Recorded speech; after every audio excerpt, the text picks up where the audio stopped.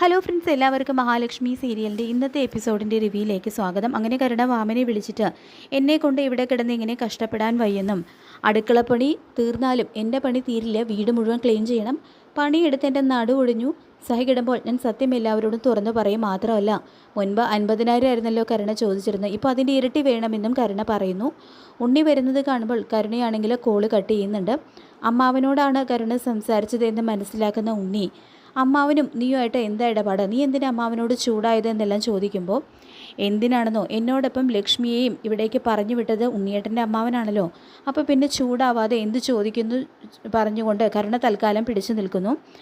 അമ്മാവൻ എന്തിനാ നിനക്ക് പണം തരുന്നത്, എനിക്കിപ്പോഴും അത് മനസ്സിലാകുന്നില്ല എന്നെല്ലാം ഉണ്ണി വീണ്ടും ചോദിക്കുമ്പോൾ, എല്ലാം കണ്ടുപിടിക്കാൻ കഴിവുള്ള ആളാണല്ലോ, എങ്കിൽ പിന്നെ അതും കൂടി കണ്ടുപിടിക്കുക, എൻ്റെ നാവിൽ നിന്നും ഇതിനുള്ള ഉത്തരം ഒരിക്കലും കിട്ടില്ല എന്ന് തന്നെ പറയുന്നുണ്ട് കേട്ടോ കരുണ.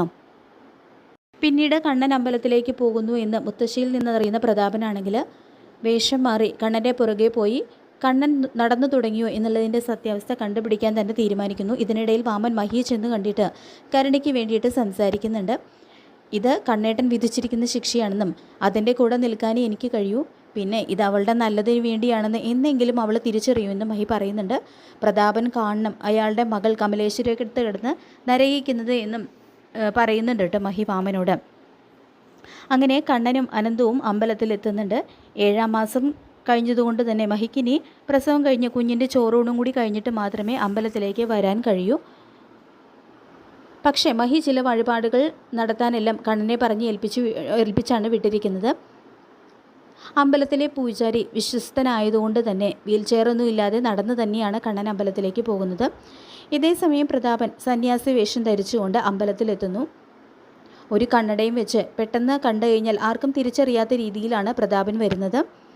ഇതേസമയം കണ്ണനാണെങ്കിൽ മഹിക്ക് വേണ്ടിയും ജനിക്കാൻ പോകുന്ന കുഞ്ഞിന് വേണ്ടിയും എല്ലാം ഭഗവതിയുടെ മുന്നിൽ നിന്നും പ്രാർത്ഥിക്കുന്നുണ്ട്. ഒരു ബുദ്ധിമുട്ടും കൂടാതെ ഞങ്ങളുടെ കുഞ്ഞ് ജനിക്കണേ എന്ന് മാത്രമല്ല മഞ്ജുവും ഒരമ്മയാകാൻ തയ്യാറെടുക്കുകയാണ്. അപ്പോൾ മഞ്ജുവിന് വേണ്ടിയിട്ടും കണ്ണൻ പ്രത്യേകം പ്രാർത്ഥിക്കുന്നുണ്ട് കേട്ടോ ഭഗവതിയുടെ മുന്നിൽ നിന്നും.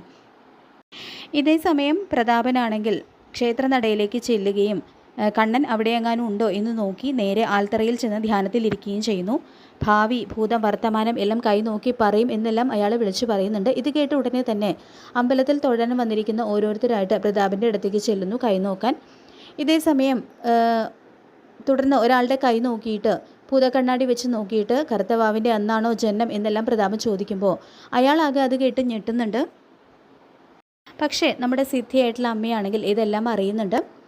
പ്രതാപനാണ് വേഷം മാറിയിട്ട് കണ്ണൻ നടന്നു തുടങ്ങിയോ എന്നുള്ള സത്യം കണ്ടെത്താനായിട്ട് അവിടെ വന്നിരിക്കുന്നത് എന്നുള്ള കാര്യങ്ങളെല്ലാം അമ്മ മനസ്സിലാക്കുന്നു. കണ്ണനെയും മഹിയെയും ചുറ്റിപ്പറ്റി അമ്മയുടെ ഒരു ദൈവിക വലയം തന്നെയുണ്ട്. അതുകൊണ്ട് പ്രതാപൻ്റെ ഒരു വിദ്യയും നടക്കാനായിട്ട് പോകുന്നില്ല.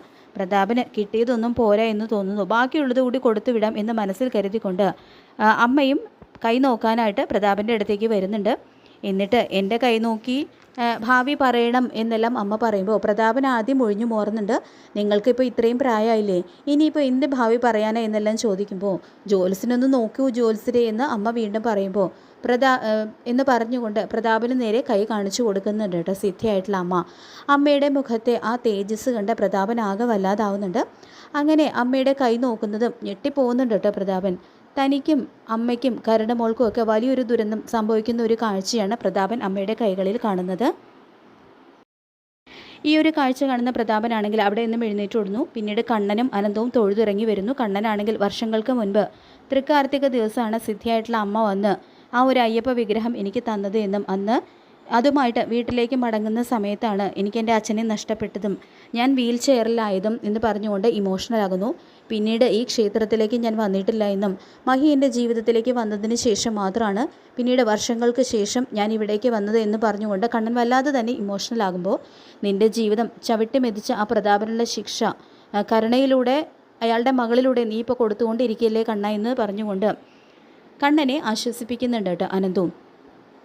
ജനിക്കാൻ പോകുന്ന ഞങ്ങളുടെ കുഞ്ഞിൻ്റെ ചോറൂണ് എവിടെ വെച്ച് നടത്തണമെന്നാണ് മഹിയുടെ ആഗ്രഹമെന്നും കണ്ണൻ പറയുന്നു. പ്രതാപനാണെങ്കിൽ കണ്ണൻ നടക്കുന്നുണ്ടോ എന്നറിയാനായിട്ട് കാറിൻ്റെ പുറകിൽ ഒളിഞ്ഞു നിന്ന് നോക്കുകയൊക്കെ ചെയ്യുന്നുണ്ട്. പക്ഷേ എത്രയൊക്കെ ശ്രമിച്ചിട്ടും കണ്ണൻ നടക്കുന്നുണ്ടോ എന്നുള്ള ഒരു കാര്യം കണ്ടെത്താനായിട്ട് പ്രതാപന് കഴിയുന്നില്ല. അപ്പോൾ ഈ ഒരു സമയത്ത് തന്നെയാണ് നമ്മുടെ മാർക്കോ അവിടേക്ക് വരുന്നത്.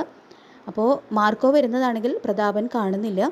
ഒരാളിങ്ങനെ കാറിൻ്റെ പുറകിൽ നിന്നും ഒളിച്ചു നോക്കുന്നതെല്ലാം മാർക്കോ കാണുന്നുണ്ട് കേട്ടോ. അപ്പോൾ അതിലെന്തോ ഒരു പന്തികേട് മാർക്കോയ്ക്ക് തോന്നുന്നുണ്ട്.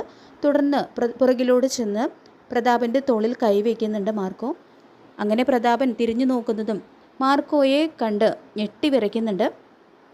എന്തെങ്കിലും ചതി പ്ലാൻ ചെയ്തുകൊണ്ട് എന്ന് തന്നെയായിരിക്കും പ്രതാപൻ വേഷം മാറി വന്നിരിക്കുന്നത് എന്നുള്ള കാര്യം മാർക്കോയ്ക്ക് ഉറപ്പാണ്. അങ്ങനെ മാർക്കോയുടെ കയ്യിൽ നിന്ന് തന്നെയാണ് പ്രതാപന് നല്ല തിരിച്ചടി കിട്ടുന്നത്. അപ്പോൾ നമുക്ക് കാത്തിരിക്കാം ഇന്നത്തെ കിടലൻ എപ്പിസോഡിനായിട്ട്. ഈ റിവ്യൂ ഇഷ്ടപ്പെട്ടെങ്കിൽ ലൈക്ക് ചെയ്യുക, ചാനൽ കൂടി ഒന്ന് സബ്സ്ക്രൈബ് ചെയ്ത് സപ്പോർട്ട് ചെയ്യുക. താങ്ക്